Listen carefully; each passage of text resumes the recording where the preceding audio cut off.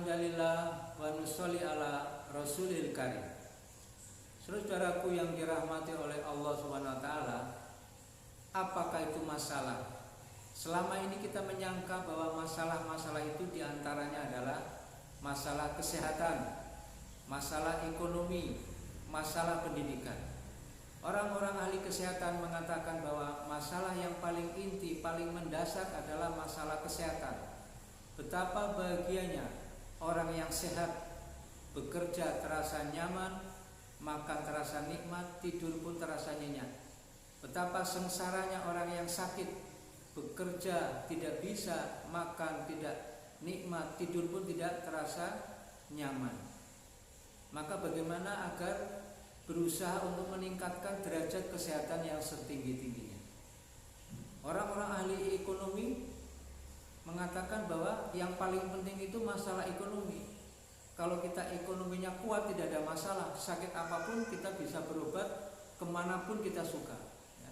Apapun yang kita inginkan bisa kita beli karena kita memiliki ekonomi yang sangat kuat. Sehingga orang-orang ahli ekonomi berpikir bagaimana bisa meningkatkan ekonomi setinggi-tingginya. Orang-orang ahli pendidikan berpikir lain. Adanya orang-orang ahli kesehatan, adanya orang-orang ahli ekonomi, ya, adanya orang-orang ahli teknik dan sebagainya, itu karenanya ada orang-orang ahli pendidikan. Ya. Tidak mungkin ada dokter, perawat bidan, ahli ekonomi, ya, insinyur dan sebagainya kalau tidak ada orang-orang ahli pendidikan, guru, dosen dan sebagainya. Maka yang paling penting kata orang-orang ahli pendidikan adalah masalah pendidikan. Ya. Jadi pendidikan inilah kemudian terlahir, ya, profesi-profesi yang penting itu tadi. Terus saudaraku yang dirahmati oleh Allah SWT, apakah betul masalah kesehatan, masalah ekonomi, masalah pendidikan? Kita berandai-andai, seandainya seluruh umat manusia di dunia ini sehat, apa yang terjadi? Rumah sakit tutup semuanya, klinik, puskesmas tutup, dokter, bidan, perawat tidak bisa bekerja, pabrik-pabrik farmasi tutup, pabrik-pabrik alat-alat kesehatan tutup, berapa ratus, berapa ribu, berapa juta karyawan yang jadi pengangguran. Ternyata jadi masalah yang jauh lebih serius, jauh lebih besar ketimbang masalah kesehatan itu sendiri. Seandainya semua orang kaya raya, tidak ada yang miskin, itu pun juga masalah. Ya. Siapa yang akan mau bekerja kasar? Siapa yang menjadi pembantu rumah tangga? Siapa yang mau membersihkan selokan? Siapa yang mau membersihkan sampah, memotong rumput, ya, membuat bangunan dan sebagainya? Tidak ada. Karena orang sudah kaya semua, ngapain bekerja yang kasar-kasar? Justru timbul masalah yang jauh lebih serius daripada masalah kemiskinan itu sendiri. Kemudian masalah pendidikan, seandainya manusia terlahir ke dunia ini sudah mengetahui, sudah punya ilmu, ya, lalu apa jadinya?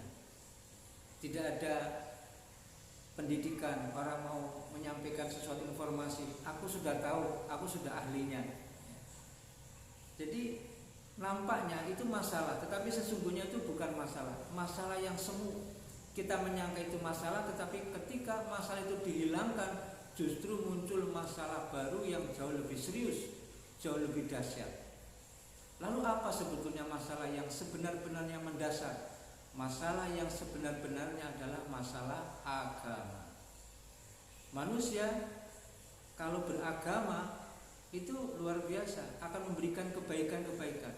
Sebaliknya manusia kalau tidak beragama itu jauh lebih buruk derajatnya daripada hewan, jauh lebih buas daripada hewan buas.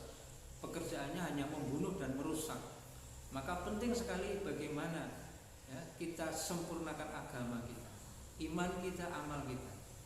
Kebetulan ini merupakan hari pertama dari 10 hari bulan Dzulhijjah, merupakan hari-hari terindah, hari-hari yang apabila kita mengamalkan sesuatu amalan agama sekecil apapun, pahalanya melebihi bahkan jihad fisabilillah.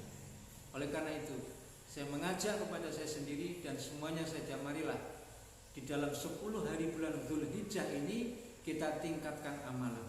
Sekecil apapun amalan, insya Allah lebih tinggi nilainya, lebih besar pahalanya daripada jihad sekalipun. Kesempatan, boleh jadi kesempatan kita tinggal beberapa tahun lagi, beberapa bulan lagi, beberapa hari lagi. Ya, maka penting sekali kita berusaha berlomba-lomba untuk memperbanyak amalan kita, meningkatkan iman kita, insya Allah. Wassalamualaikum warahmatullahi wabarakatuh.